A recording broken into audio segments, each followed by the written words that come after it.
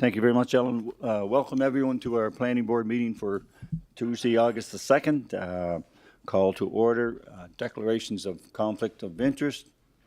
Shalyn? Yes, I just have a conflict on number 4, the 295 Kent Street. Okay, we'll make sure you're excused. Thank you. Any other?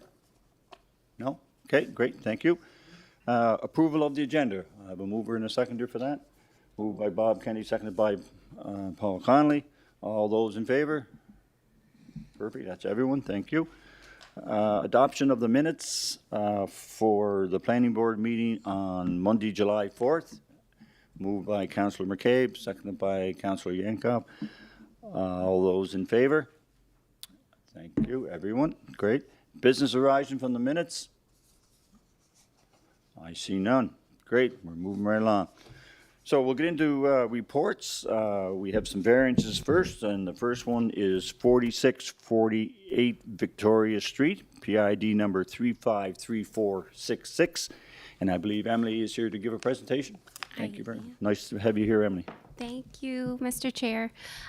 So 46 to 48 Victoria Street is the location of a request for 3 variances that we received, and it's meant to accommodate 4 apartment dwelling units within the existing envelope on this property. So the variances, there's one major variance to the lot frontage, so reducing from 82 feet to approximately 50 feet. A minor variance to reduce the lot area requirement from about 1,238 to 1,232 square feet per unit. And then the final is a major variance request to reduce the minimum side yard setback of 9.8 feet to about 3.9 feet. So just to orientate you a little bit to this property, it's an interior lot. It's located on the south side of Victoria Street, just west of Spring Park Road. And in terms of the surrounding neighborhood character, today it maintains a low density residential character.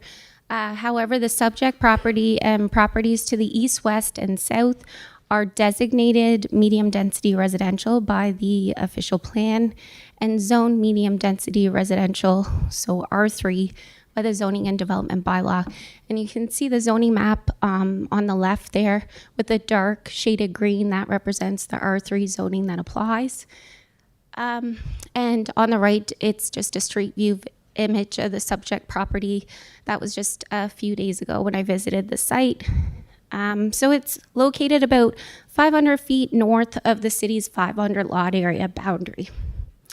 So at the time of the original variance application in April of 2022, it was the understanding of the property owner that there were 3 legal units within the existing dwelling.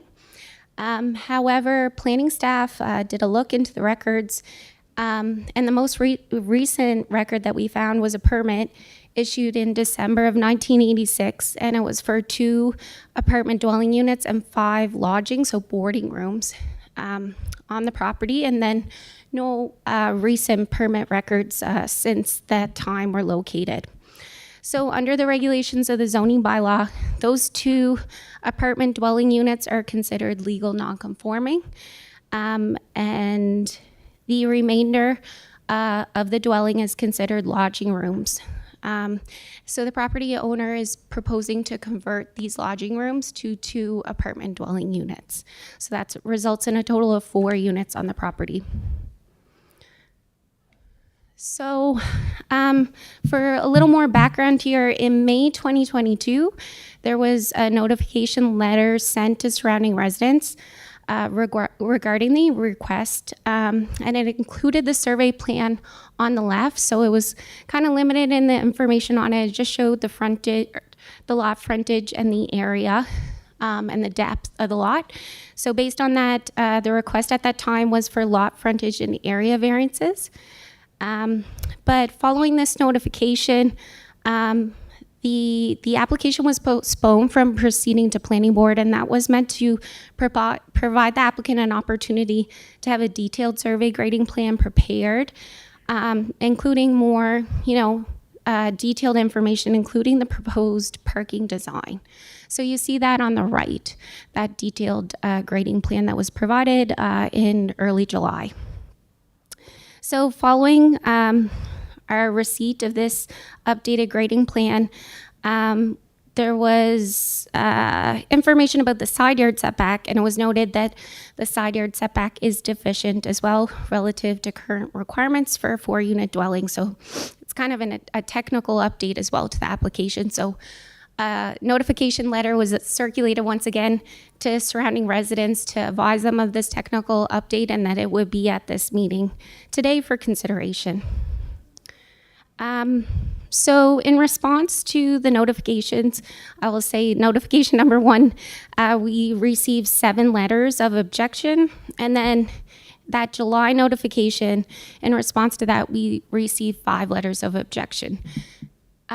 So this slide kind of summarizes the key concerns that were noted, mainly being that there's existing vehicular traffic, circulation, and safety issues on Victoria Street, as well as parking congestion issues there.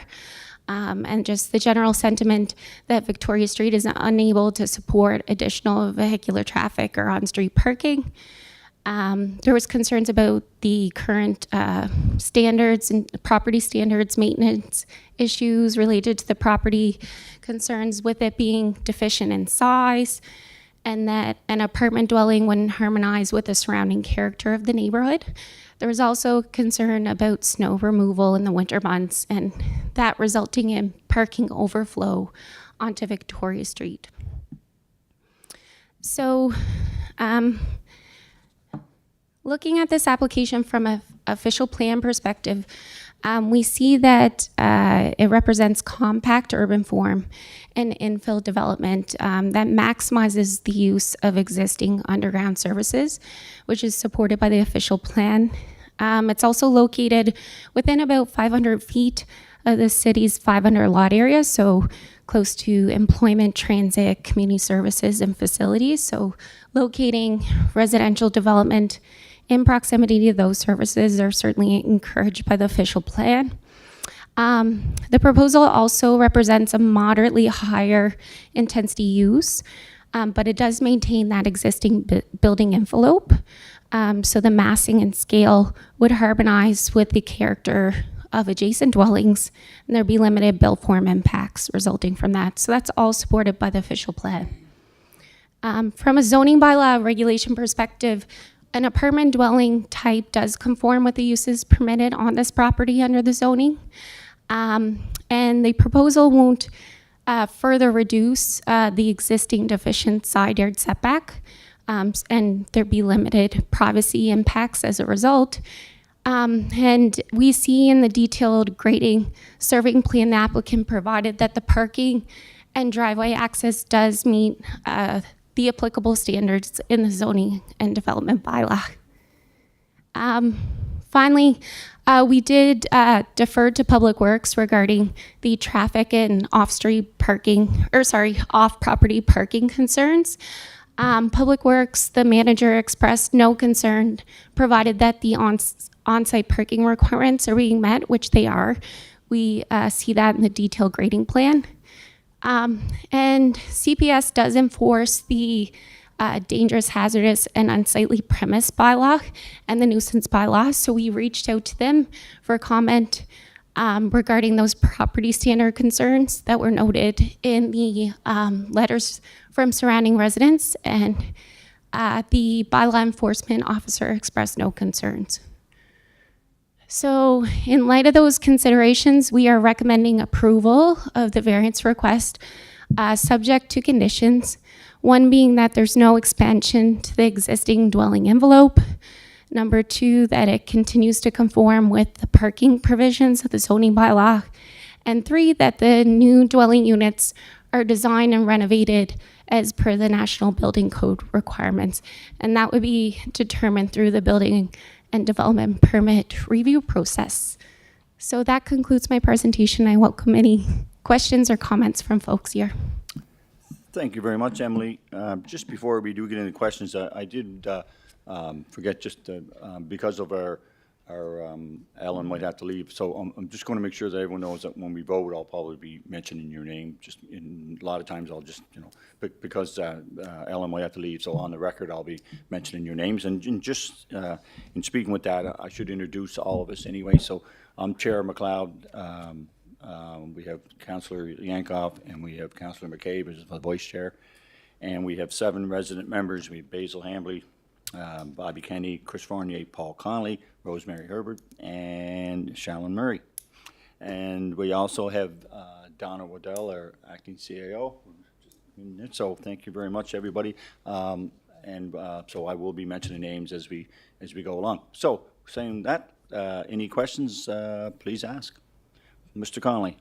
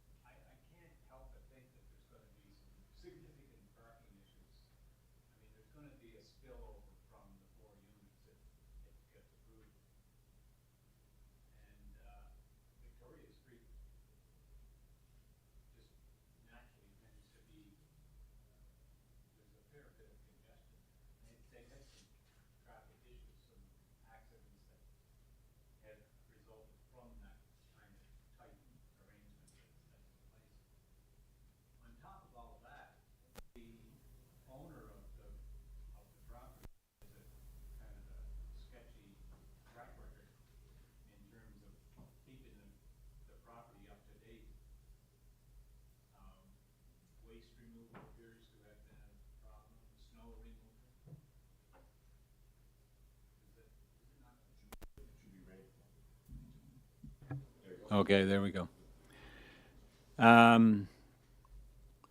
So there've been a number of issues around waste, snow removal, grass cutting, inadequate tenant parking, street congestion. I just feel that it's and the feedback from the residents, there's some genuine concerns that. So I would have trouble supporting the recommendation. Thank you. Thank you very much. Bob Kenny, resident member Bob. When I looked at the plan for parking, my first question is, where are they going to put the snow?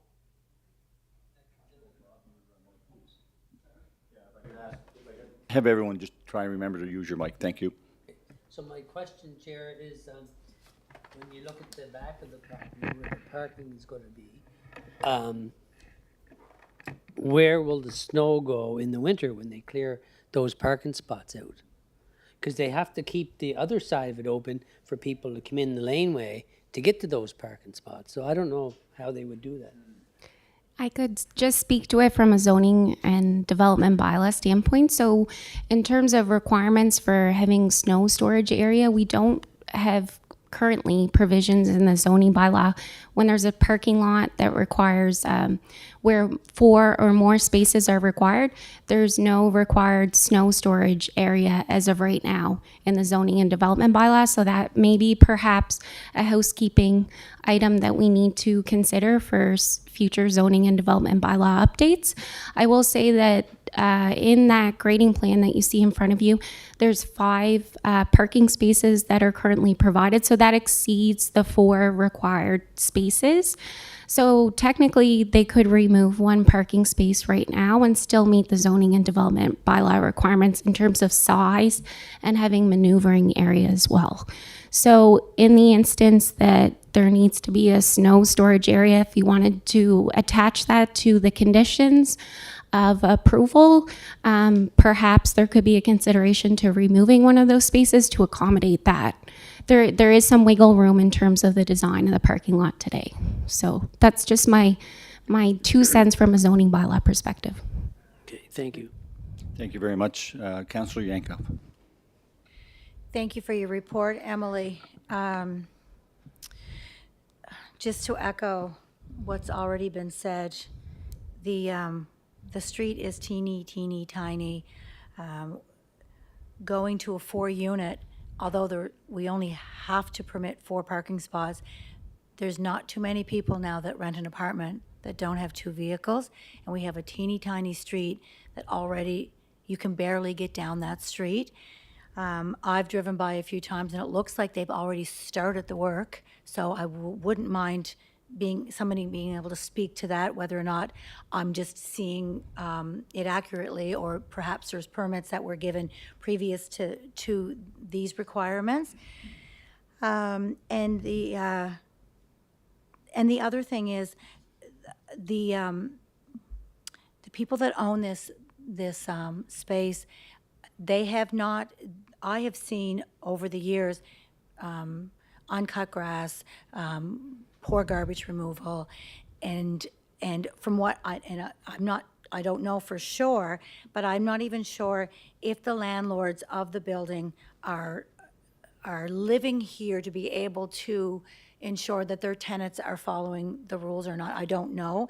I'm being told that they don't live locally, so therefore it could be a challenge to ensure that your tenants are, following the rules and regulations. But so at this point, I'm having a really hard time to even consider supporting this application.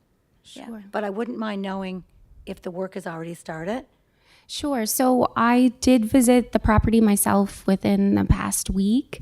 I did note that there was windows that were being replaced on, I guess it's the east facade of the existing dwelling. This property is located outside of the 500 lot area boundary, so we have no design standards that apply for stuff like replacing existing windows or any changes to the siding. We don't have, you're allowed to have vinyl siding, etc. So we don't have any controls for that under the zoning and development bylaw. I did note as well that they applied gravel surfacing to a large portion of the property that's not covered with the building footprint.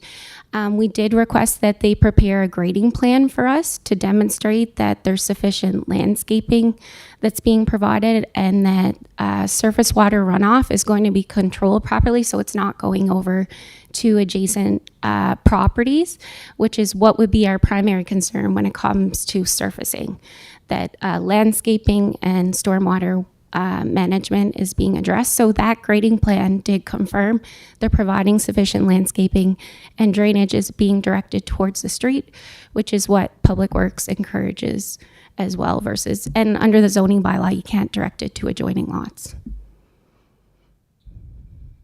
Thank you very much. Anything else, Councillor? No? Shallon Murray. Emily, I'm not sure if you can answer this, but when you were talking about the lodging rooms and converting, is there the same amount of people living in the building? Like, were they using those lodging rooms? As far as I understand, yes. So that would have been 5 lodging rooms in addition to 2 legal units. So, we don't control for a number of occupants under the zoning bylaw. The National Building Code does, but we know that under the National Building Code, 1 lodging room could technically have up to 2 people in it. Yes. So we could presume that up to 10 people would be occupying those lodging rooms, plus the 2 apartment dwelling units as well. So in terms of number of tenants right now versus if this was approved, there could be a fluctuation there. Yeah. So I mean, to me, I would have a hard time not supporting this application. It is downtown and it's providing much needed housing downtown. I agree that there's lots of maintenance issues that are happening there, but I don't feel like adding that 4th unit is really changing that. In fact, there might actually be less people than are living there now. So I'll be supporting this application. Thank you. Thank you very much. Any other questions, folks? Rosemary Herbert. Thank you, Mr. Chair. So, Emily, sometimes when we get applications such as this, the applicant will include plans for maintenance, updates, renovations, but I don't see any of that in the documentation. And I drove by as well, and it does look like it needs a lot of work. Yeah. Do you have any further information on that? The applicant did indicate to me just verbally that they were contemplating doing the window replacement, which we have observed on the west facade, and replacing siding as well. So that's the only indication that I have received. However, it's my understanding the applicant is here this evening, so perhaps they could confirm themselves if you folks wish to have them speak here. Yep. Yeah, does everyone want to have the applicant in? Yeah, okay. Okay. Perfect. Okay, so I guess if you'd like to bring in the applicant, Sure. be great, thank you. Absolutely. Thank you. Just one moment.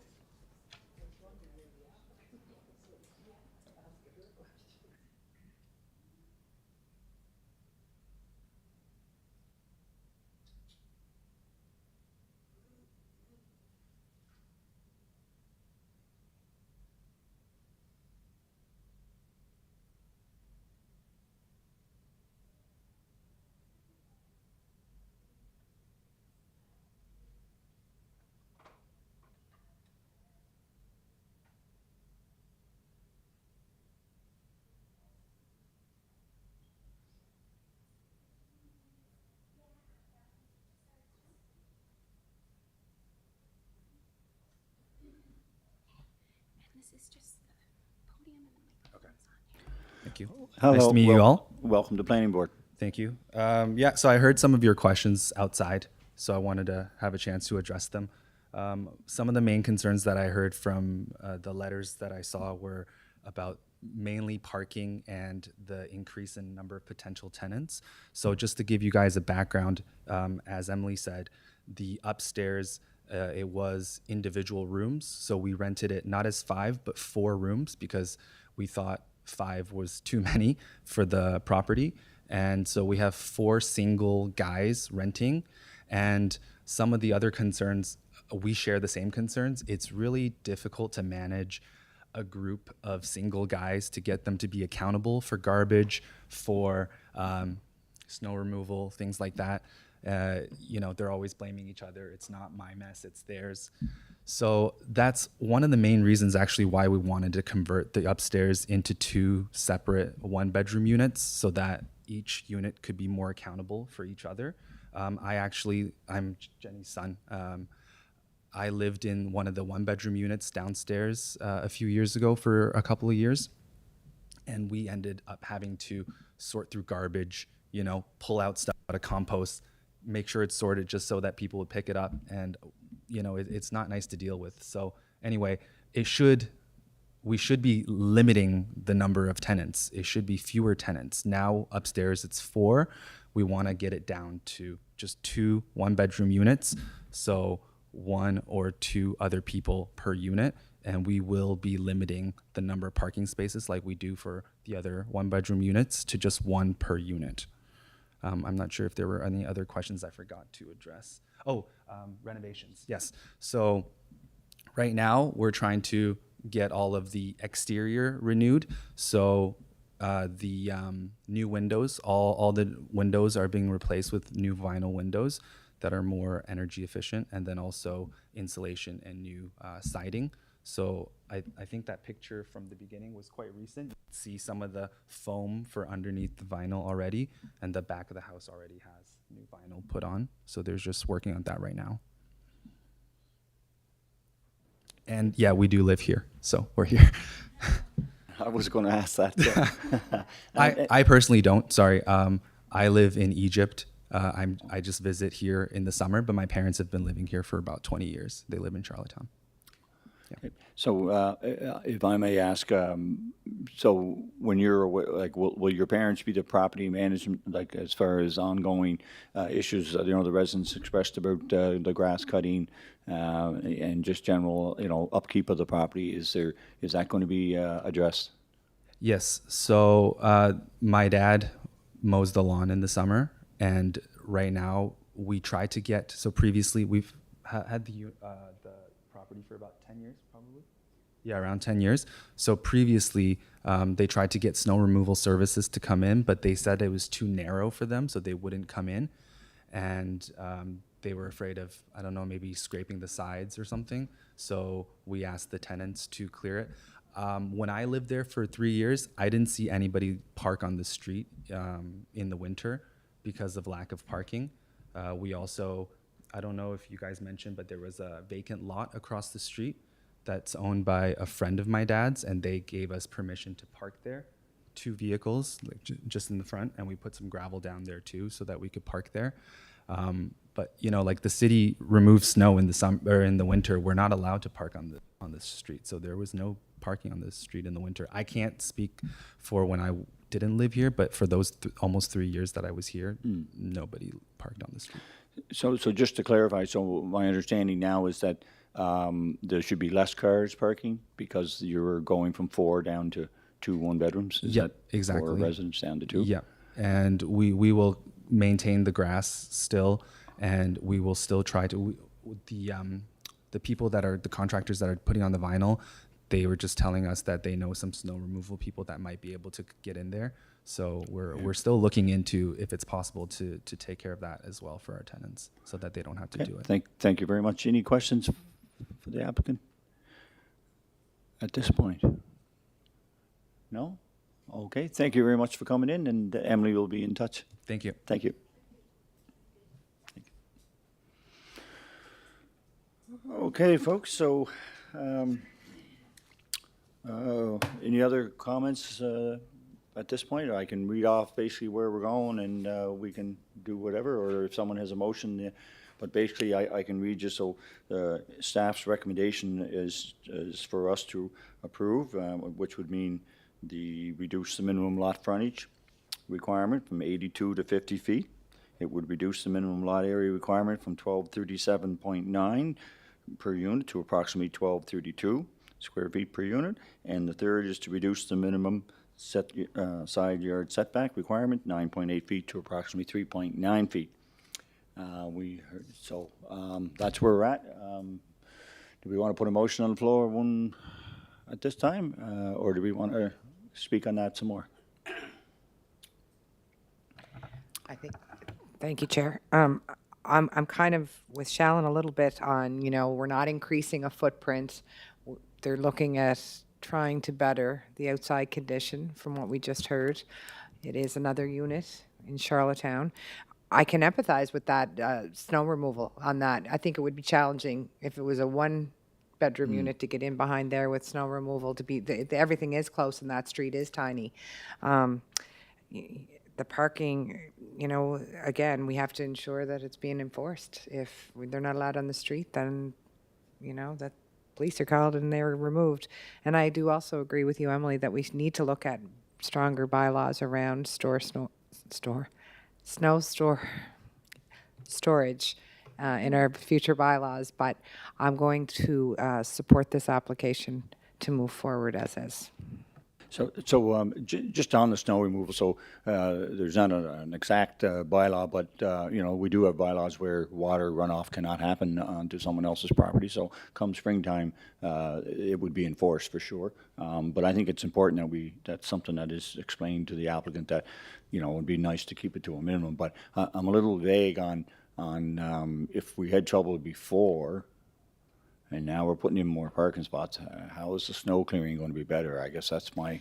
I think one change that the applicant did introduce over the last year was removing one large mature tree that used to be, they could confirm for you, but that's what was communicated to me. And that's what I see in the aerial view images when I look at the property like Google Map. Aerial view images, there was previously a large tree in the center of what is now being proposed as the parking lot. So perhaps that might have added to the challenges with snow removal. I'm not quite sure. So I see, just to be correct, it's 11.6, is it, width, the driveway, 11.6 feet? The driveway width? Yeah, I think it looks like it's... I believe they're meeting the minimum 3-meter width. Right. Yeah. So that meets our zoning and development bylaw requirement It does meet that. for a Okay. single access driveway. If it was double access, it'd be minimum 6 meters, but it's single. Yeah. Okay, thank you very much. Okay, so do I have Councillor Yankov. It's really tough to put all that pressure on an applicant when we look at the size of the street and the inability to have enough parking. And so I understand that it's not fair to penalize one applicant for the greater issues of the city, which are that it's a teeny tiny street, there's nowhere to park. I'm just wondering, I'm just thinking of all the other residents on that street, and that street is difficult enough to get down in the best of times, and I know we have off-street parking rules in the winter months, but that's about 8 days of the year. So there are cars parked there all the time. And is there something we can put in future development agreements to ensure that if they're saying they're allowing for a car per family, I mean, everyone has visitors. I am gonna have a hard time not supporting this application because we can't, it's really hard to penalize one applicant, but it's just part and parcel of a greater future problem for the city. I mean, I'm a huge supporter of additional housing, and I'm just wondering if you could speak to that, Emily. Absolutely. Thank I'd be you. happy to. I guess I have experience in other jurisdictions, especially in Ontario, prior to coming to Prince Edward Island to practice planning. And there they do have visitor parking requirements for multi-residential properties. So in addition to provide like requirements for the tenants, there's also a visitor parking requirement as well, which is meant to accommodate things like, visitors to the property. So that, again, this could be a housekeeping item that comes up when we do our regular updates to the zoning and development bylaw. Snow storage, visitor parking, certainly.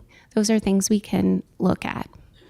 And just to build on that, the applicant had mentioned using their friend's property across the street.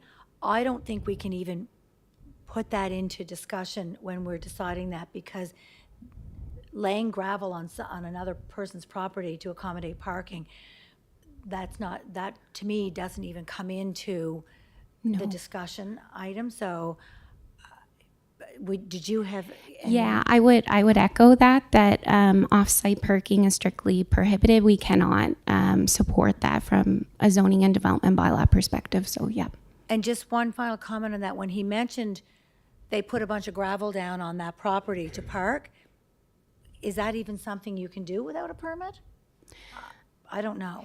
There's provisions in the zoning bylaw for changes to the grade on the property, adding gravel, whatever. But there's certain thresholds, I guess. So if you're surfacing more, I think it's more than 215 square feet of land area, then you'd have to have a grading plan prepared, and have to be prepared by the property owner or their agent or whatever. So yeah, there's certainly surfacing items in the zoning bylaw.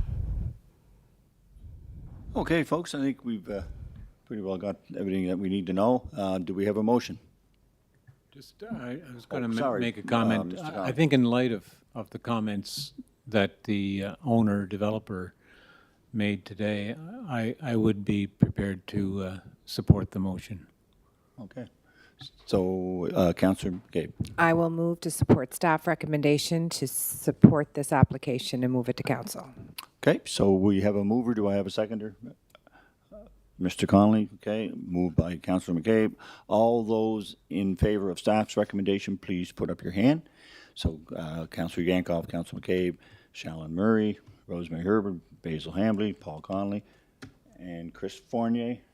And those against, resident member Bob Kenny. So thank you very much on that one, folks. It's a great debate, and hopefully we'll get this worked out. Okay, so moving on, wherever my sheet went. Sorry. Number 2 is 80 Green Street. Again, this is a variance, PID number 7777920, and I believe Robert is up, or is Emily taking that one? Yes, I'm sorry to be here again, but yes, it is I. I'm presenting about 80 Oh, Emily, Green sorry, Street. I read it wrong. I'll make it quick, folks. This is a major variance request to. Can I just interrupt for Oh, 1 yes, second? please. I read off the wrong number there. I just thought, so it's 80 Green Street, Yes. PID 354175, and it is Emily's. My apologies. No problem whatsoever. So it's a request to reduce the minimum front yard setback requirement from 19.7 feet to 13.5 feet to permit an addition. It's pretty small, 126 square feet to the existing single detached dwelling on the lot. It's intended to accommodate new laundry and bathroom facilities on the main level of the dwelling. So this is meant to eliminate the need for the property owners to go use stairs to go to their current laundry facilities. They are seniors, so they're looking to age in place and just have more accessibility within their home. So this property is located on Green Street. I'll switch. Oops. Okay, sorry about that. It's located on Green Street between Windsor and Spring Park Road. It's currently a one-story single detached dwelling.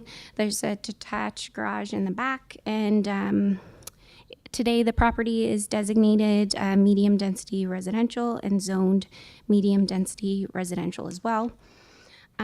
So our department has no permit records regarding the subject property, but the property owner did provide a surveyor certificate from April of 1979 that shows the existing dwelling and the deficient side or front yard setback that existed at that time.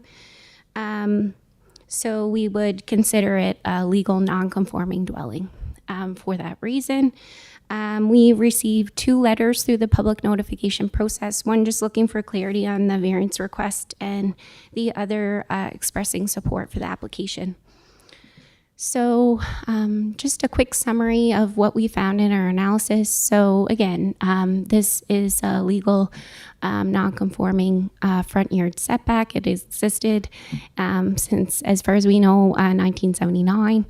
The existing low-density character of the property will be maintained following the addition. The footprint, massing, and height will continue to be consistent with dwellings on adjacent lots. Again, it would increase accessibility for the property owners and will not further reduce the deficient front yard setback. The applicant is also proposing an adequate separation distance between the addition and the detached garage on the lot. And there is a large rear yard, so it can accommodate the addition while ensuring appropriate setbacks and limiting privacy impacts on adjacent lots. So in light of these items, we are recommending approval of the application. I welcome any comments or questions. Thank you very much, Emily. Any questions, folks? Concerns, comments? Pretty straightforward. Okay, so I'm looking for a motion. I'm going to move again that we accept staff recommendation to move this forward to And council. I'll second it. Okay, moved by Councilor McCabe. Bob Kenny, resident member, beat you to it. He seconded it. All those in favor, please raise your hand. So Councilor McCabe and Yankoff, Shallon Murray, Rosemary, Basil, Mr. Connolly, and Bob and Chris have all agreed. And we'll move that on to council's consideration. Thank you, everybody. Moving on to number 3, variance 16 May Point Road. This is pin number 777920, and Robert is here to present. Thank you. Thank you, Mr. Chair. So, the application for you tonight is a major variance. Essentially, the applicant is looking to add 6 additional units to the existing 6-unit townhouse to create a courtyard type building. The variances that are being requested is to both the lot area as well as to the rear yard setback in which the addition will occur. The subject property is a photo of it on the screen there. And as you can see, the majority of the development surrounding the properties zoned R3, which also supports multi-residential. And in fact, there are multiple buildings, apartment buildings in the immediate vicinity and of similar design, character, and quality. This is the site plan that was submitted by the applicant. This shows the 6-unit addition to the rear yard. The applicant is also proposing to add additional parking spaces that meet and exceed the minimum parking requirements. So they are going to install 22 parking spaces for 12 units. So that's additional 10 parking spaces over the requirement of the zoning development bylaw. So this application was actually before Planning Board and Council previously, back in 2019. And there was one modification to the existing design, and that was to move the access point off of Beach Grove Road, which is as a main, it's a collector street, to May Point, which again was under the advisement and recommendation of the Public Works Department. These are just floor plans of the proposed units.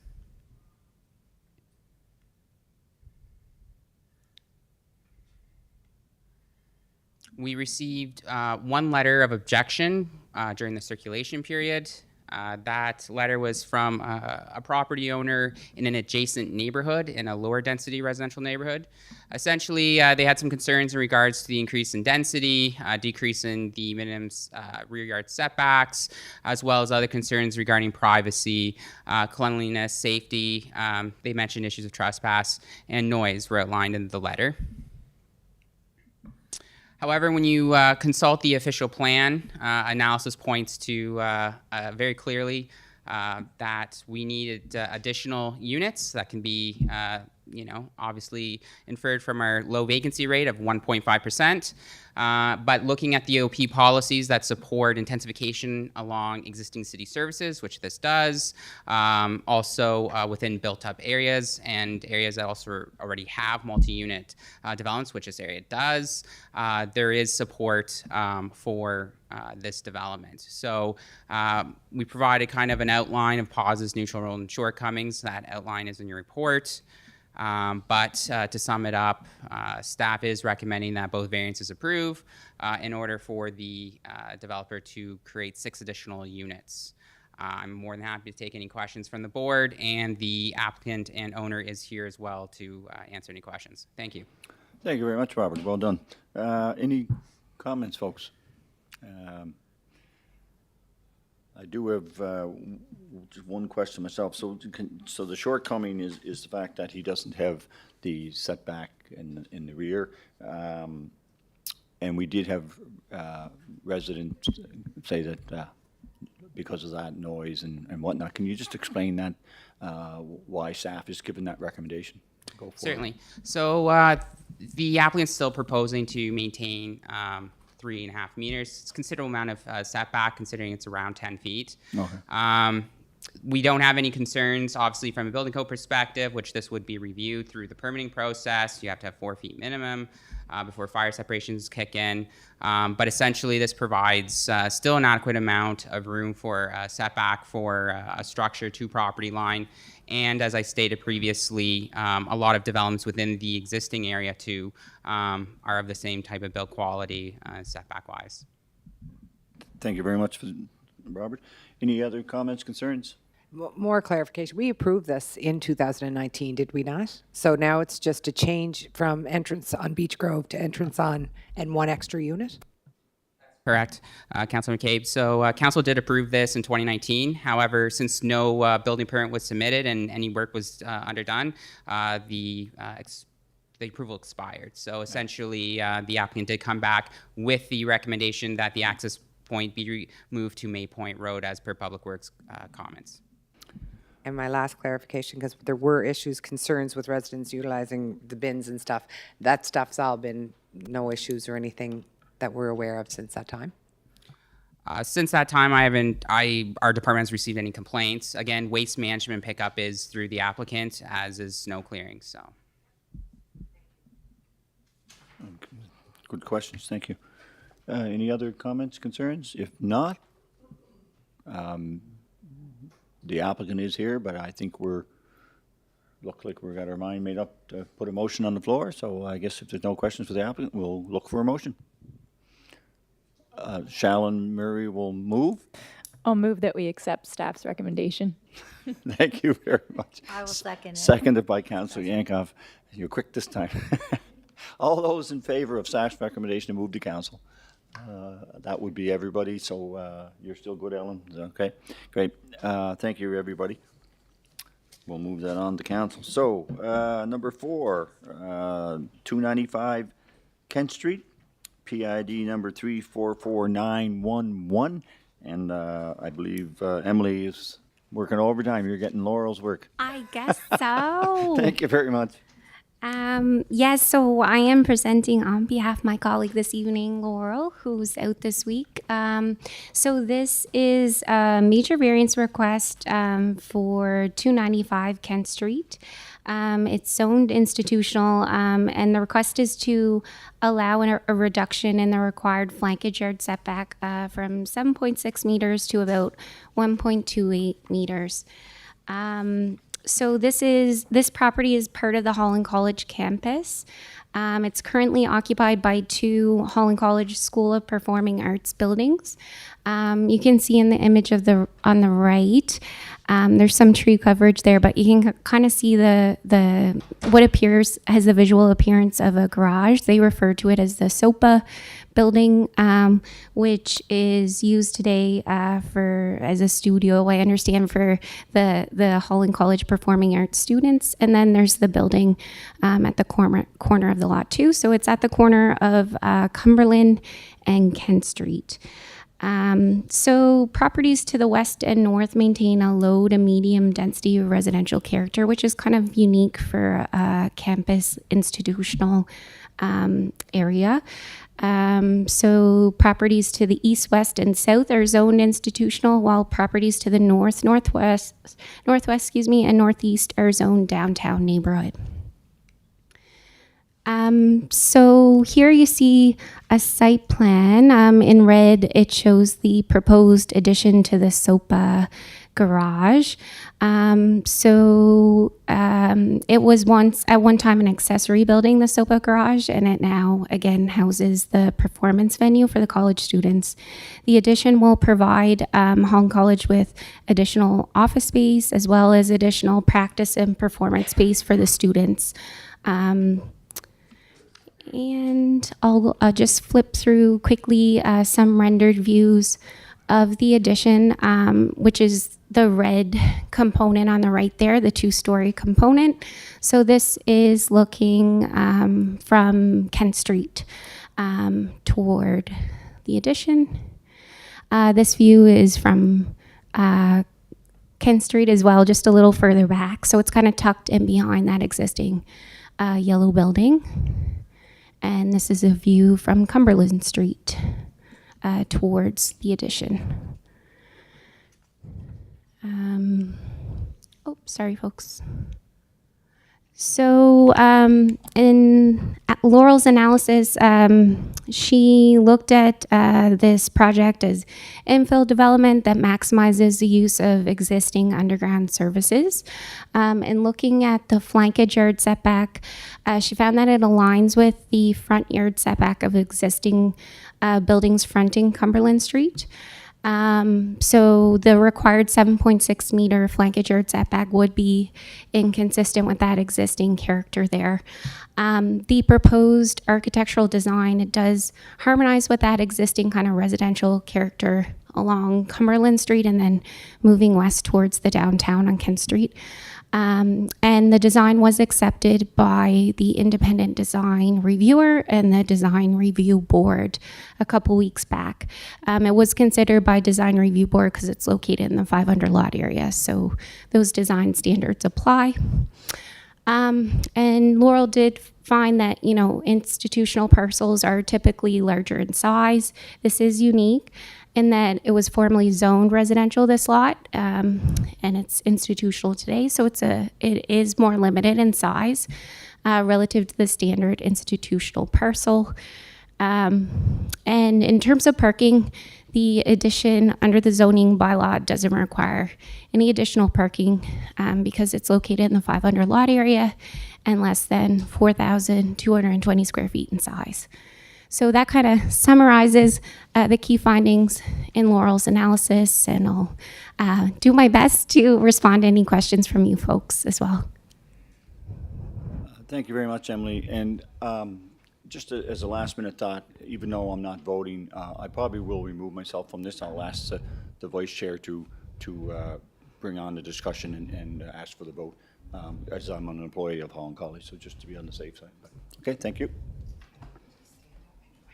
Here's your conclusion. No, that's great, thank you. Like the seat. Councillor Yankoff, I think you have a comment or a question. One of the things that came up during Design Review Board was just the accessibility issue, or not even an issue, just a comment with any of the new builds, just being mindful of accessibility. And I do believe at the time they were meeting all of the regulations around the National Building Code. But I just wanted to just flag that it was something that came up, and yeah, that's just to flag that. It's really important that we make sure that any of our new builds are fully accessible to all the residents For sure. and anyone accessing those spaces. For sure. Noted. And hopefully the zoning bylaw can also start to incorporate more of those considerations as well beyond National Building Code. So thank you. Thank you, Councillor Yankoff. Are there any other questions or comments on this? Wonderful. So the Planning and Heritage Department are recommending the application for the variance to the flankage yard setback for additional to the Sopa Garage School of Performing Arts be approved. Do I have someone that would put a motion forward? Councillor Yankoff, seconded by Paul Conley. All those in favor? That's everyone. Thank you, Emily. I'll get the chair back.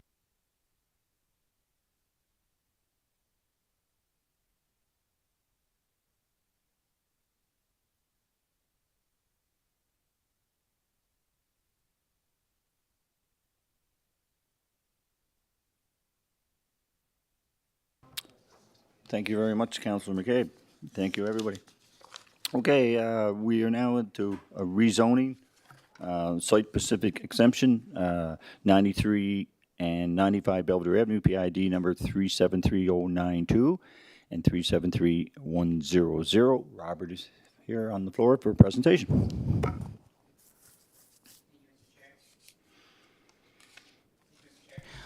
So the application before you tonight, again, is the change in the official plan designation and the zone from low-density residential to institutional in order to consolidate the two former residential lots to the UPI main campus. So the lots in question are highlighted on the screen. They're currently zoned R2, which is low-density residential, same with the official plan designation. And like I stated, the intention is to rezone and change the designation to institutional and then consolidate said lots with the UPI main campus. And that's an orthophoto. Currently, the site is housing construction equipment for the main campus, the residential building there. This is a copy or a section of UPI's campus master plan, and highlighted in red, that red rectangle there along Belvedere Ave is the area, approximate area of the subject site. And as you can see, it is planned to be passive green space. During the public meeting, resident did raise concern over the possible conversion of the green space to future development. That was confirmed by the applicant that potentially in the far future that may occur. However, their immediate plans is to follow the campus master plan and to keep that as passive green space. There was also one question by Councillor Duffy in regards to public works improvements of Belvedere Ave, and this actually improves it since the two accesses for both residential lots are removed, and if any access were to be granted, they would have to obtain approval through the Public Works Department. Just provided some analysis with some positives and neutral there. Essentially just kind of going over the other points that it conforms with the master plan, provides additional area for potential future growth, and the closing of the access. And of course, there'll be just one more residential lot that will be located there on Belvedere Ave. So our recommendation is to approve both the rezoning and the official plan designation to institutional, and also require that both lots are consolidated with UPI's main campus. And I can take any questions. Thank you very much. Thanks, Robert. Any questions, folks? None? Yeah, sure. My only concern is once, and I know Councillor Yankoff pointed this out, as did a resident the night of the meeting. So once we rezone this right now, even though there's no immediate plan for them right this very moment to do anything and to leave it as green spaces, there is still a residential house there. So once we rezone this property, it does give them that opportunity to do what would be as of right in that zoned property, right?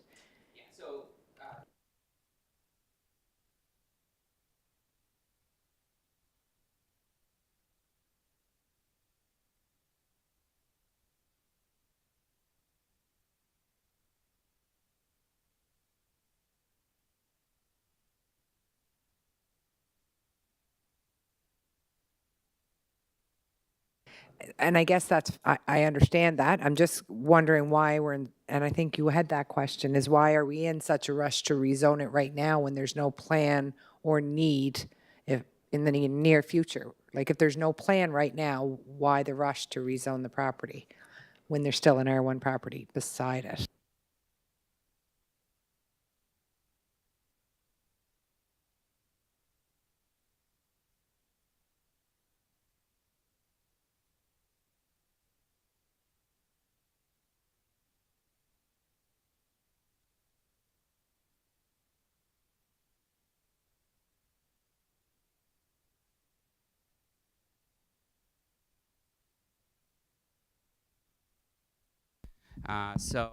It's just good sense to have it rezoned to institutional, consolidated, and then if there was ever a plan in the future for parking or an expansion or something, like I said, they would still have to go through all the regular approval processes through the city. So if they wanted to, again, access is now gone, removed from both sites, so that's a good thing. It helps with traffic flow. Having the ability to take away so that those properties are no longer be able to be used for residential is a positive thing, because we essentially want that to kind of remain all institutional. And eventually that single property that remains there today, hopefully in the future that will also phase out and then also be consolidated and become more of an institutional zone as well. So there's no access anymore from Belvedere Avenue into those properties? That's correct. Thank you. Thank you very much, Robert and Councillor McCabe. Any other comments, concerns at this time? If not, I'll be looking for a motion to do what? To approve staff's recommendation? So moved. I Moved by- move acceptance of the staff's report. Okay, thank you. Moved by Councillor Bob Kenny, seconded by Chris Fournier. All those in favor? So we have Councillor McCabe and Councillor Yankoff, Shallon Murray, Rosemary Herbert, Basil Hambley, Paul Connolly, Bobby Kenny, and Chris Fournier. It's a full house. Thank you very much. And we'll move that on for council's consideration. Number 6 is 50 Cumberland Street, PID number 679381, and I believe, Robert, you're taking this one? Thank you.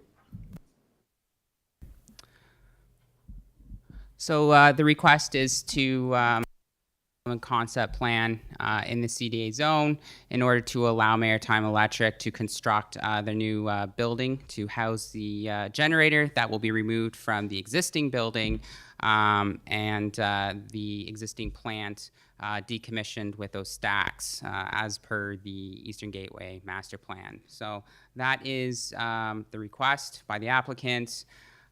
This is the general area highlighted in red, so it's just behind the Maritime Electric generating plant or generating station.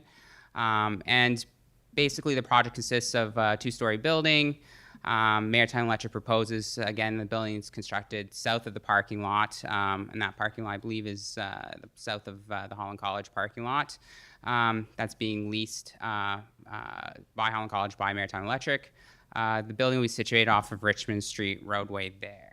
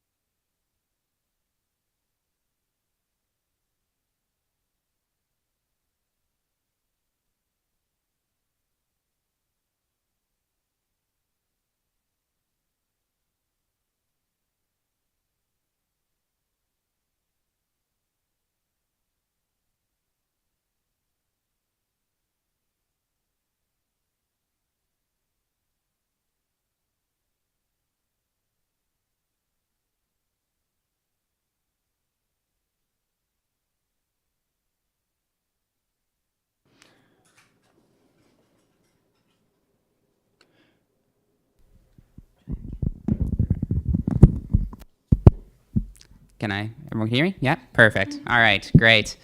And so there was a suggestion of incorporating also additional landscaping on site to buffer the more industrial character and use of the proposed building by one of the surrounding residents.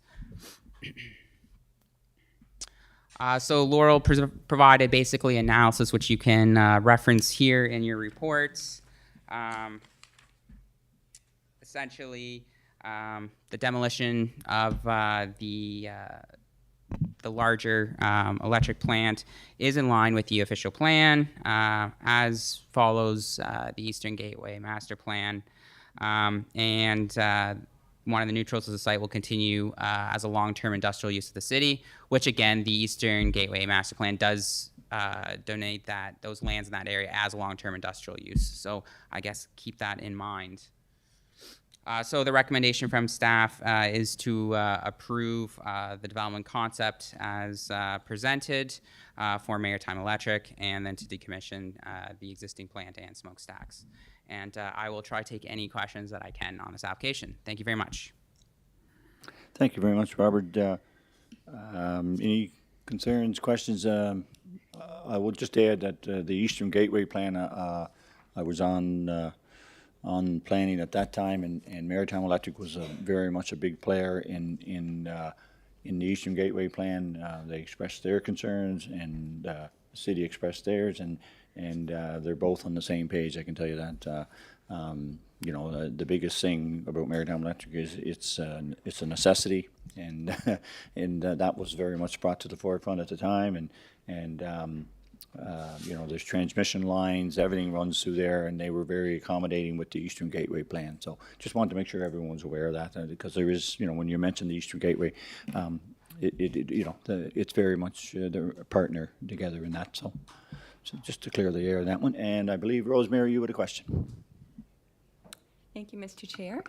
I just wanted to raise the issue that was raised at the public meeting. There was a comment made about the possibility of some environmental concerns, and I wondered if we looked into that any further, and if so, what might need to be done.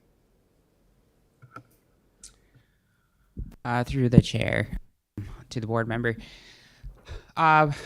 This was a little while, so I went through as much correspondence as I could. I know that there was the concern of pushing off remediation for future generations. I don't believe, again, from the material that I saw in the file, that Maritime Electric was going to necessarily undertake those remediation efforts. However, I can say, though, that if they were to redevelop the portion of the property, that there would be remediation concerns before they would be issued a permit for anything like a dissimilar use from what's there from industrial. They would still require under provincial legislation, the Environmental Protection and Remediation Act, to go through and obtain I believe at least a phase 1 for a historical search on possible contaminants, and then possible remediation depending on what the new proposed use would be. And that would be, again, part of the permit approval process when they apply through the city. Thank you very much. Any other questions? Shallon Murray. I just wanted to make one comment. At the public meeting, Brian Gillis made some very sort of thoughtful comments about this development and the future of the city, and I just wanted to make sure that got kind of reiterated here. And the premise of that was essentially that this building, while it's industrial, is going to be downtown in the heart of our city. And we want to make sure that it looks a little bit nicer than sort of what was, I think, a little bit thrown together in the rendering. So while it is sort of removed from the road, you still can see it over the parking lot, very visible. And I assume that actually what you can see over the parking lot is the back of the building, which we kind of are shown in elevation here, but not in rendering. So I would just really encourage the applicant to take another look at the facades. You can still do something quite economical, but a little bit nicer with an industrial use. So yeah, that's basically it. I hope they can take sort of a second look at the design, as this building is going to be here for the next 50 to 100 years in our downtown. Thank you very much. Councillor Yanka. Thank you. Thank you, Robert. And Shallon beat me to the punch there. I just wanted to echo her words as the councillor for the area. Just if we can be mindful to the whole look and facade of the outside, although we're still respecting the importance of Maritime Electric and what their needs are. Thank you. Yes, Robert. Both Shallon and Councillor Yankoff. This is a CDA zone. One of the perfect things about CDA zone is that it can be some of these concerns can be mitigated through contract development agreement. It's not unlike the past where we have required applications, even if they don't design review doesn't apply to them, we could still put that onto the applicant to go through the design review process. And design review can look everything from the site itself, landscaping and connections, to facade renderings. So I would just put it out there to the board members that that is always a possibility if you wanted to include that in a recommendation as a condition. Thank you. Thank you very much. What's everyone's thought on that? Go ahead. Yeah. I would encourage that we add that in as a recommendation. I think it's, really responsible as a committee for us to do such a thing. So my concern then going forward is we've learned in the past about the CDA zone is that whatever picture is presented is what the folks are expecting, and if there's changes to that, then it's back to a public meeting. So can we kind of clear the air on that, Robert, a bit? So one of the conditions, or how the condition, I guess, is worded, and I can certainly work with Ellen, depending on the position of the board and what they choose to adopt, is that you could word in such a way that, subject to the approval of the design review committee, that condition then would run in current with the approval process itself. So essentially, you would just require that prior to the issuance of a building permit, that it receives approval through the design review board. And of course, we have many qualified people on the design review board, as well as the elevations and site design would be submitted to an independent architect for analysis with recommendations for any type of improvements. And then that would essentially go to design review board for approval, and such could satisfy some of these concerns. Yeah. I think that would be great. Yeah. Okay, great. To be fair to Maritime Electric too, I think compared to what's there now, the building is better. But the fact that it is facing the housing and residential community, yeah, they could probably spiff it up a little. But so yeah, it's a good point, well taken. Any other concerns, questions? I seen. one Oh, final. Councillor Yankoff. Just a comment that Maritime Electric has always been a very respectful inhabitant or resident of the downtown core, and I don't anticipate them not providing the best possible solution to an industrial area in a downtown core next to our Eastern Gateway. I agree. Okay, I'm looking for a motion. Go with staff's recommendation Right, and To that go to is to council. add in the. and the adding design the review. CDA, yeah, or the design review. Yeah. I would move that. Okay, moved by Councillor Yankoff, seconded by Paul Connolly, resident member. All those in favor? So just for Ellen's purposes, I'm going to read off the names again. So Chris Fournier, Bob Kenny, Paul Connolly, Basil Hambley, Rosemary Herbert, Shalon Murray, Councillor McCabe, and Councillor Yankoff are all in favor of this recommendation of staff to go to council's consideration. Thank you very much.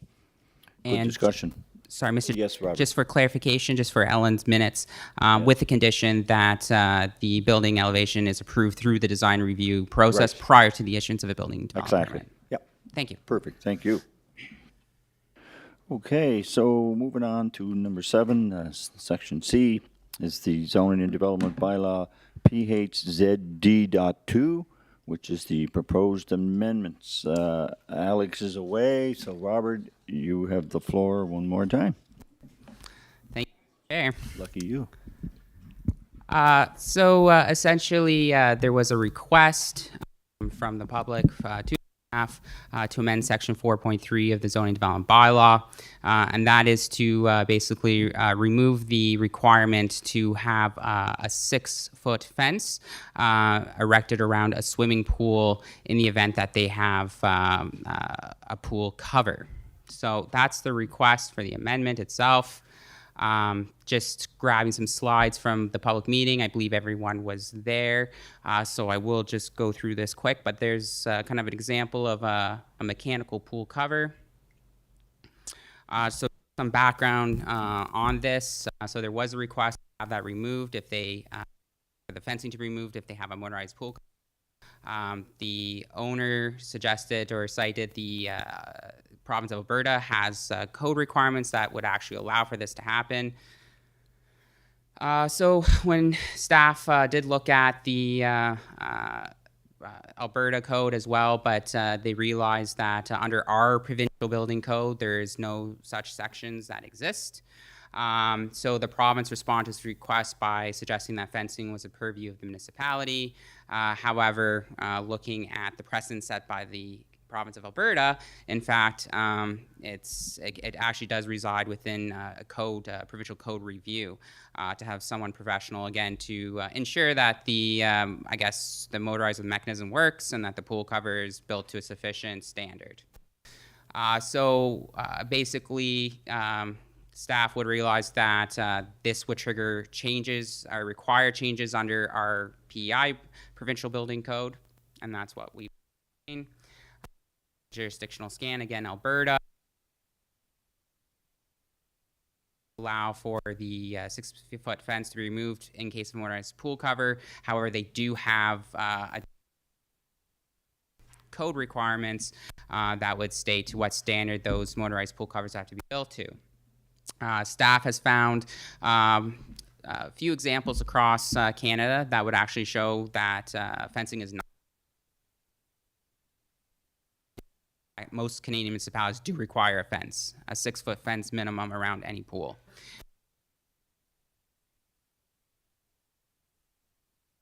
So the ideal entity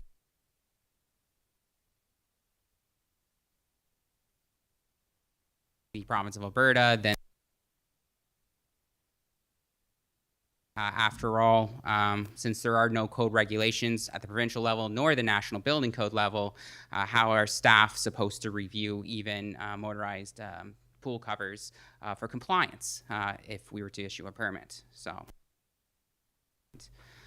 So after, again, all the technical knowledge and specific expertise in regards to this, which staff would not have, as the numerous life safety issues that have been maintained, not through also CPC, which are the Canadian Pool Guidelines, promoting fences to enclose pool covers, and we had a couple of pediatricians that also would state that anyone under 5 drowning is one of the highest probabilities for children when there's no fence to protect them from accidentally falling in. And of course, as everyone knows, you could have a motorized pool cover, but doesn't necessarily mean that you might forget to close it. So again, doesn't provide the same sufficient safety standards as a fence would. Staff hasn't found anything that would change that recommendation. So our recommendation is to deny it, and that would be to choose option 4 that's found in your report, which would be to deny the amendment to replace a 6-foot fence with a pool cover. And I'll try to take any questions you might have. Thank you. Thank you very much, Robert. Great explanation. Just for my own question on it is, we got some feedback, especially from the public meeting, that why even be considering when there's only 1 or 2 applicants. So can I just get you to explain like what happens as far as the process is concerned when someone comes and is asked for a pool cover, and the process and how we got here today? Can you just give me a brief description of that, just so that the public is aware? Sure. I'll just put it out there that I just kind of took this file over Alex. He's been mainly working on this file himself. However, just looking at the material and some of the history, there was a couple of residents that had concerns about placing a fence along their pools. They wanted to go to a motorized pool cover. I think there was even a business that was advertising for motorized pool covers. I know I with them, and there was some petitioning there as well to again replace the fence with motorized pool covers. So essentially, staff brought this concept from the community forward. We researched what other municipalities have done. We came back with our conclusions based on the evidence and based on our professional planning opinion.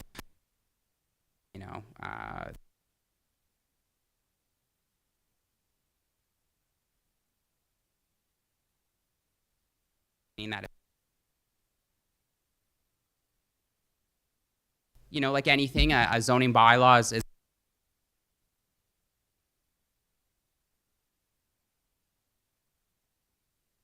stricter or more by than say provincial legislation, right? So bylaws are subject to kind of like the public sentiment itself, and can be changed and altered by council. We provide a recommendation, and then council can take that recommendation and they can follow suit with what they think is best. I think, looking at the public meeting and reviewing the minutes myself, there was quite a bit of public sentiment around this issue, and it seems like the majority would agree that fencing is probably the better solution to ensure the safety of occupants, of residents. Thank you very much, Robert. And I just, before I open it up to the floor, I just want to say, staff have done a great job on this. Anytime you have a good discussion, but what people don't understand is the amount of work that the planning staff have done just to get it here, regardless of what, even before the public meeting, the research of looking at what other provinces and cities, municipalities are doing. So I just want to commend the staff on that. And process is being followed here. It's wonderful. And we're coming, I think, to a pretty darn good conclusion from it all. As technology changes, bylaws have to change with it. Are we there yet? Well, evidence kind of shows that it's not. So, again, I just want to say thank you very much for all the hard work the planning staff are doing on this one. Councillor McCabe first. Thank you. I was going to piggyback on that because my understanding too is we do have the bylaws and zonings in place, but every resident has a right to look for an adjustment or an amendment to those variances. That's what we see here every time we come to planning board, is people wanting a change to what our rules or our laws are. So the resident had the right to do that, and there was lots of discussion around it. We spent a lot of time on the pool cover, and I know there was some criticism about taking it to a public meeting. For me personally, it went back to when Rosemary had asked questions around the safety factors. We were able to hear a lot more information because we took it to the planning or to the public meeting section. I love planning public meetings. I think it's a great venue to gather as much information to make sure we're making the best decision we can regarding applications. So kudos to staff for all their hard work, but I will definitely have no issue supporting option 4 to deny this amendment. Thank you very much. And just before we keep going, I just want to, for the record, for Ellen's purposes, that Chris Fournier, resident member, had to leave at 8 minutes to 6. So just want to make sure that's noted for Ellen. Bob Kenny. Thank you, Chair. Robert, just to clarify, did you say there were 2 requests for changes? Through the chair to the board member, 2 requests from 2 separate residents, and we did have a business owner that constructs these motorized pool covers as well. So, Okay. And can you tell me, just for my own curiosity, how many pools do we have in the city? I would have to run through the building permit data to provide it. No, that's okay. I was just curious. That's fine. Thank you. Thank you, Bob. Paul Conley. Yeah, Mr. Chair, I agree with the recommendation. The one thing that emerged from the public meeting was that it appears as if there are a few pool owners in the city presently who are not adhering to the present bylaw. And I think that should be noted, and some action should be taken because it is a bylaw and a standard that we want to see met. And if it's not being met, then action should be taken. Thank you very much. But moving forward, I think this decision here, from council and ourselves, will tighten that loose, and that it probably will be looked after. Yeah, not probably, it will be. Yeah. So I'm going to go to Donna Waddell first. Rosemary? Mr. Chair, Councillor Duffy received a letter from a resident late on Wednesday evening on this matter. He forwarded it to me. Unfortunately, I wasn't in, nor was Alex, I don't think. So the letter was not included in the package, but it was after the deadline. I just wanted you to be aware that, and to see if you want me to go and make a copy of it, because I just remembered it. If you want me to go and make a copy of it, if you want to consider it, or if you don't want to bother considering it because it was outside the deadline.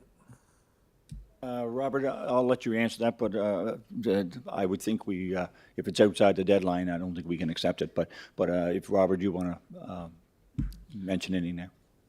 Again, I would leave that discussion up to the board members if they would like to see the letter or not. Since it does fall outside of the deadline, it would not be applicable to the amendment at hand. Right. Okay, thank you very much. Is that good, Donna? Okay, thank you very much for that. Rosemary, and then Councillor Yankoff.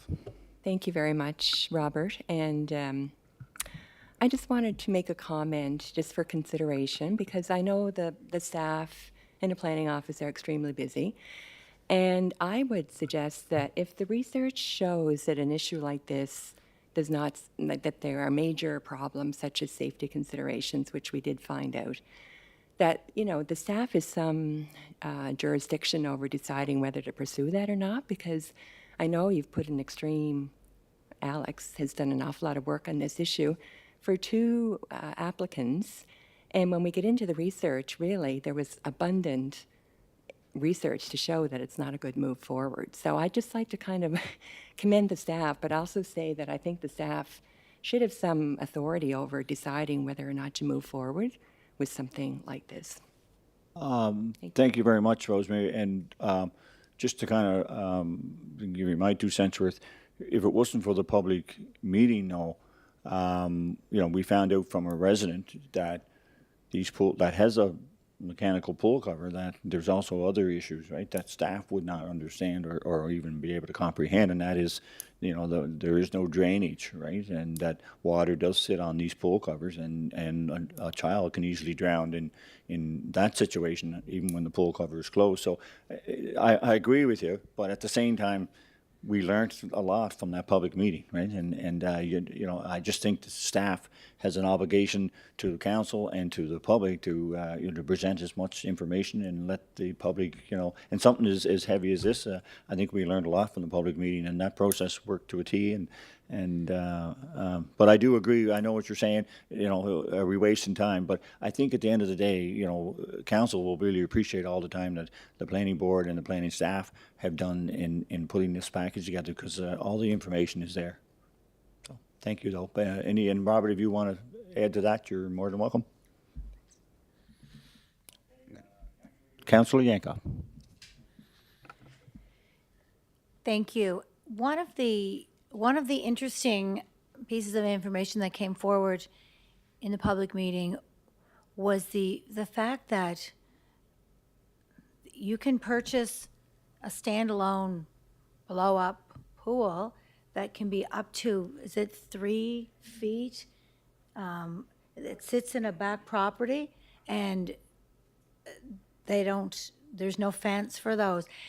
So what really came from this is that there's unfortunately, there's even more additional safety concerns when we think about, we see these types of pools all over the communities and the city that are, and can you speak to the rules around, like at what point does a pool require a fence? Because I know the pediatricians pointed out that you can drown in such a small amount of water. And I'm just more curious, because that was a piece of information that came forward at the public meeting about these blow-up, I don't even know what you properly call it, standalone pools. So, just to clarify, I haven't done specific research or question on 3-foot pools, these inflatable pools. That's correct. The bylaw does not require fencing along these types of pools. Specifically, I can speak to how other municipal jurisdictions requirements that I work across Canada with, and fencing requirements for any in-ground pool is considered a structure. And that's really, I think, the key thing is when you're installing either an in-ground pool or an above-ground pool and it's of sufficient size, it becomes more of a structure, at least by the bylaw. When we get into movable pools, like those little plastic pools or inflatable pools, not so much. So I can say just experience from the municipalities that I've worked with, and that's Ontario, but specifically, they would have fencing requirements for consider pools used seasonally. There would be a fencing requirement for that, and that is in the jurisdictions practiced. Okay. I don't know if that answers it 100%, but I guess how far do you go with the bylaw? There's, It was more just an observation, is Yeah. all I was pointing out. It's. Yeah, no, it's a point. perplexing. It's a point. I guess provincial help on this matter would help a lot too. Something that was more concrete across the board would be great as well. And if anything, hopefully the province is listening to all this and they're taking it in, because it's an issue and it's right across the province. But thank God the municipality of Charlottetown had the foresight to make sure to put a fence bylaw in years ago. So, any other concerns, questions? I see none. I just would like to note that Mr. Connolly had to leave for another meeting, and it was 4 minutes to 6 when he left for Ellen's purpose. Thank you. No other comment? Oh, sorry, Bob Kenny. I notice in the report tonight, it still talks about certified pool covers. And I guess, as far as I'm concerned, I haven't seen anything that says this is a certified pool cover and this isn't, and who does the certification. So I just wonder if that's the correct term, or should it be replaced by automated pool cover? Well, I think in the report, Alex does specify that if we were to do anything, it would have to be what was that, the four-letter standardization label to it. Yeah, that's the Yep. CPH guidelines. See, the problem is that, like Alberta, that actually has regulations for at least a code review or some sort of review for a standard to be met. There exists no such certification process in PEI. So that gets down to one of the issues, is that, you know, if there's no standards in place, how do you certify? If there's no certification process, how do you ensure it meets certain standards? And then further on to that, who then determines or does review and the actual certification of the pool cover? So again, these were all issues that were, again, mentioned now, it's reported and brought up onto, you know, this should be something that if the province wants to entertain, then let them entertain that. Let them go do the research similar to the province of Alberta. Okay, thank you. Good, thank you. Any other comments, concerns? I see none, so I'll need a move to go with the recommendation of option 4 from staff, moved by Bob Kenny, seconded by Councillor McCabe. All those in favor? I see everybody, so Councillor Yankoff, Councillor McCabe, Shalyn Murray, Rosemary Herbert, Basil Hambley, and Bob Kenny, all in favor. So thank you very much. So we'll move that on to council's consideration. That is it on the report end. Introduction of new business. I see nothing at this time. Oh, yes, there is. Councillor Yankoff.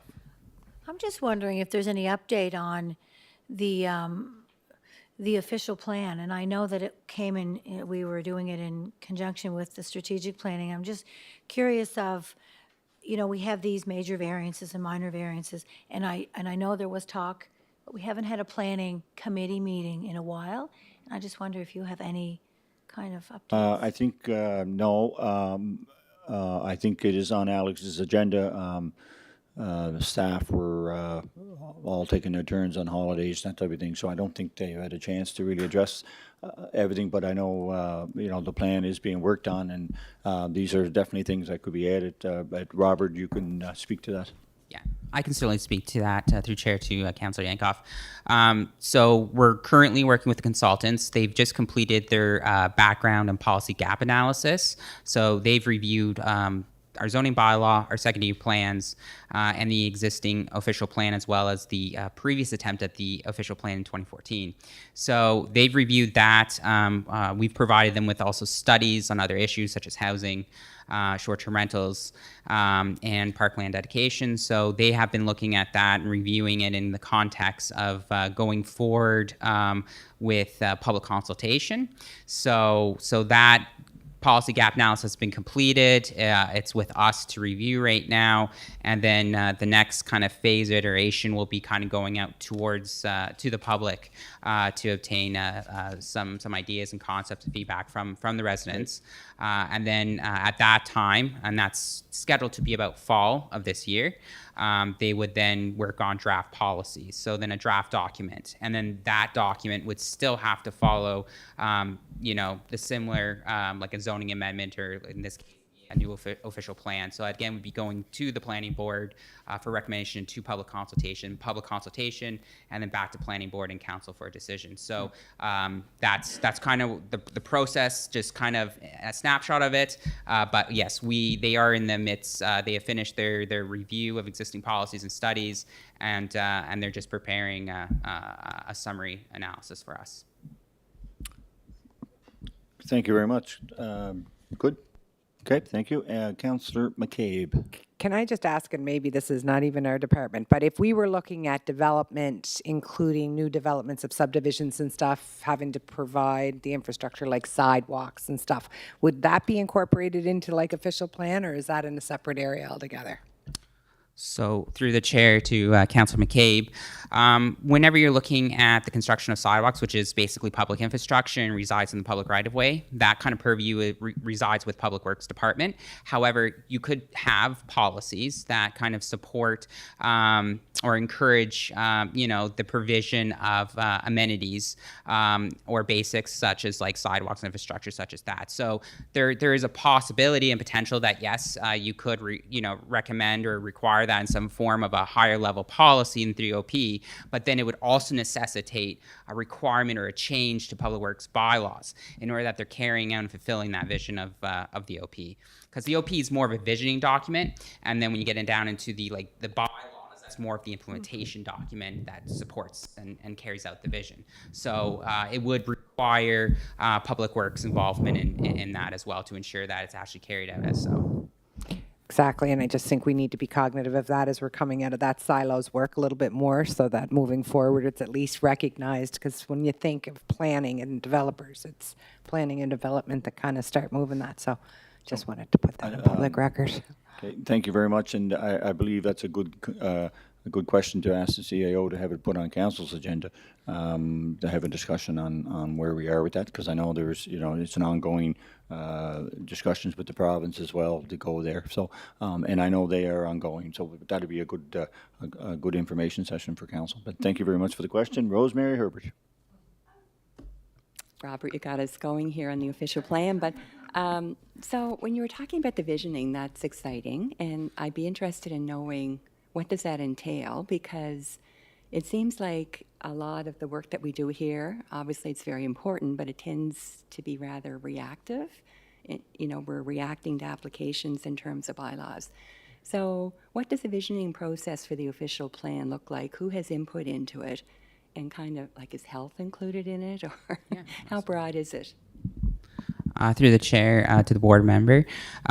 So the official plan is kind of the overarching policies and kind of provides the direction for the city on how it's going to grow. And certainly it's multifaceted. So you can have everything from not just building and development like residential and all those land uses, but you can have, things that incorporate like health, economics, all of these key pillars that kind of make up a community. So you can have supporting policies that, in fact, try to integrate, and I believe that is kind of what the intention of the OP is to kind of integrate departmental initiatives together, so that, when we're coming forward with a development, we're not just looking, solely at one aspect of it, but we're considering all aspects. Right?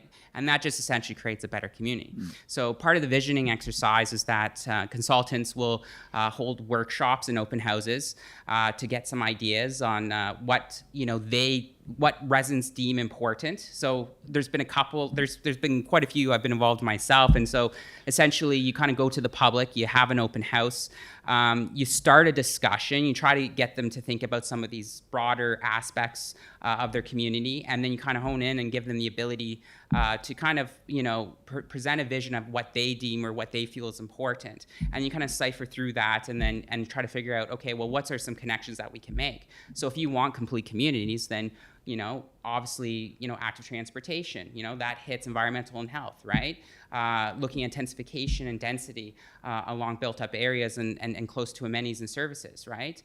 Creates complete communities and healthy communities. So essentially, that's kind of the next iteration is the public consultation phase. So the consultant will prepare kind of a list of items that, residents kind of like highlight and deemed important, and then they kind of filter through that list and create kind of policies and objectives based on that. And then we kind of tie it all together to see like what other departments can help or contribute, to achieve that vision. So I hope that kind of answers your question. Yeah, so all staff departments are heavily involved, and there's representatives from each department, from a staff perspective, and then, there was we hired a consultant, and that's part of the process as well. And then eventually, there will be the public feedback, and that's where we'll all learn a lot more as to what the public thinks where we should be going. And then eventually, like Robert said, we tie it all together with you know, from a business perspective, from a parks and rec, green spaces, all that is, you know, there's a lot of people think 10% is not enough. Like maybe projects should have 15%. You know, so that's where all this will come in, and then the bylaws will follow suit after that to suit the official plan. So anyway, any other questions, concerns? I see none. Thanks, Robert, for that explanation. Very good. And motion to adjourn is on the floor, moved by Councillor McCabe, seconded by Councillor Yankoff. All those in favor, Councillor Yankoff, Councillor McCabe, Shalom Murray, Rosemary Herbert, Basil Hambley, and Bobby Kenny. Thank you very much, staff. All those in favor? Good, great. Make sure I said that. I wasn't sure. Thank you. We're adjourned. Thank you. At 6:12. I think Emily has, or Robert does, I think.